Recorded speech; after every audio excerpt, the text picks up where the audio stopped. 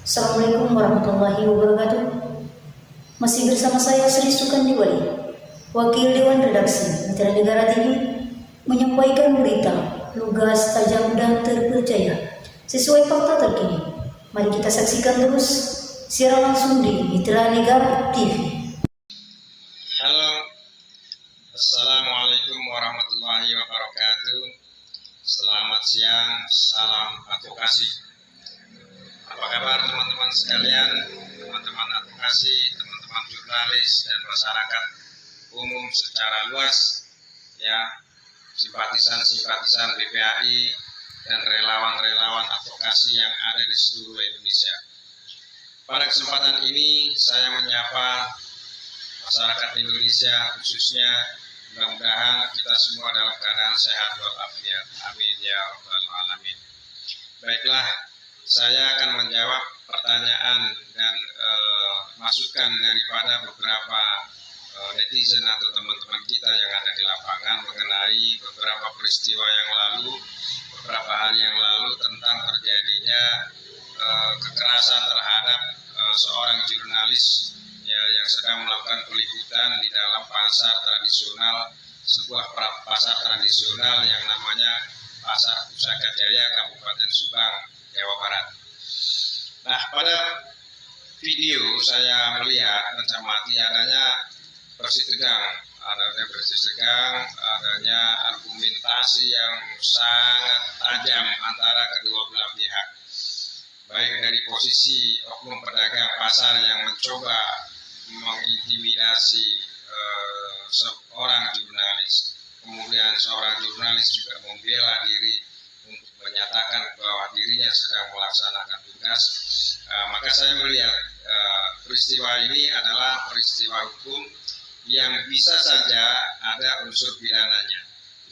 Nah, dari mana unsur pidananya?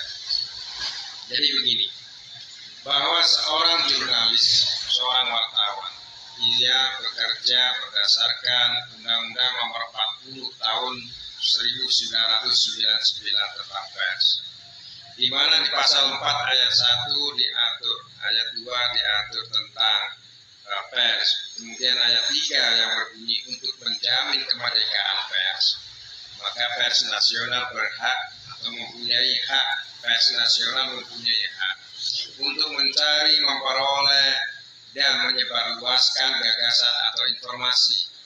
Nah, tentunya gagasan dan informasi itu adalah yang ditemukan teman-teman di lapangan, entah itu di pasar, entah itu di terminal, entah itu di kantor kejaksaan ataupun di kantor pengadilan, dimanapun tempat seorang wartawan melakukan pekerjaannya berdasarkan undang-undang ini, maka semua tindakannya dilindungi oleh undang-undang.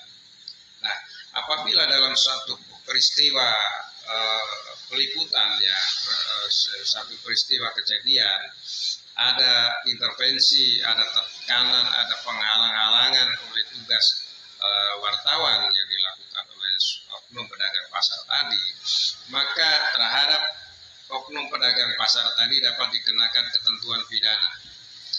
Ya, di mana diatur di dalam ketentuan pidana itu, yaitu di pasal 18 ayat 3, ayat 1, ayat 2, dan ayat 3. Nah, ayat 1 berbunyi bahwa setiap orang yang secara melawan hukum, ya, dengan sengaja melakukan tindakan yang berakibat menghambat atau menghalangi pelaksanaan ketentuan pasal 4 ayat 3, ya, ketentuan ayat 3 dan ayat 2 yang tadi saya sebutkan, maka dia dipidana dengan pidana penjara 2 tahun penjara dan atau denda paling banyak 500 juta rupiah.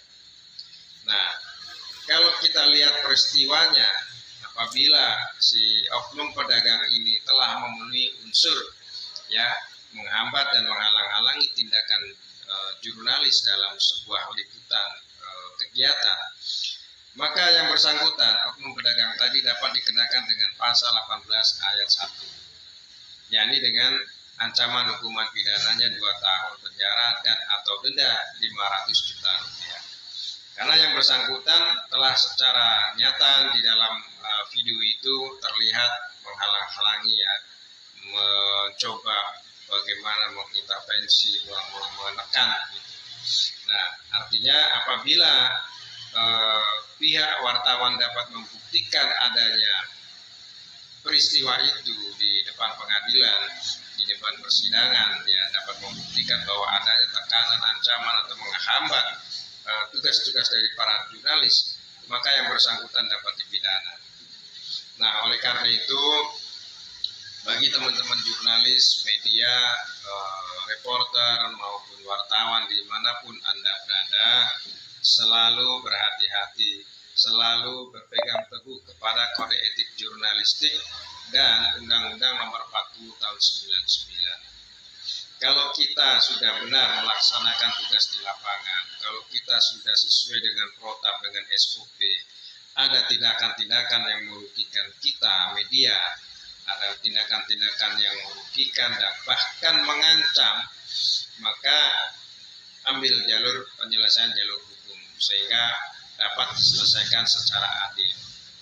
Nah, kiranya apa yang saya sampaikan ini dapat menjawab pertanyaan-pertanyaan dari teman-teman di lapangan ya, yang melakukan pertanyaan ya, mengajukan pertanyaan melalui WhatsApp, bagaimana penyelesaian tentang peristiwa adanya oknum pedagang pasar yang bersih tegang atau coba menghalang-halangi tugas media atau jurnalis dari salah satu media online, maka penyelesaiannya itu dengan jalur hukum yang resmi, laporkan kepada pihak yang berwenang dengan menggunakan pasal 18 ayat 1.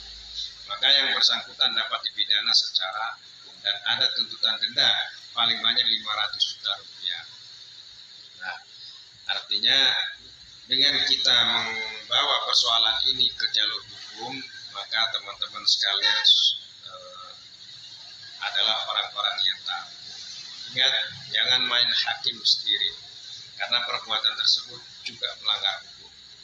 Jadi kalau kita mendapatkan tindakan-tindakan kekerasan yang merugikan diri kita, profesi kita, melakukan langkah-langkah hukum yang tepat, berkonsultasilah dengan teman-teman yang memahami persoalan hukum, sehingga teman-teman media, jurnalis, wartawan dapat diberikan advice hukum, ya, dapat diberikan nasihat-nasihat hukum yang terbaik.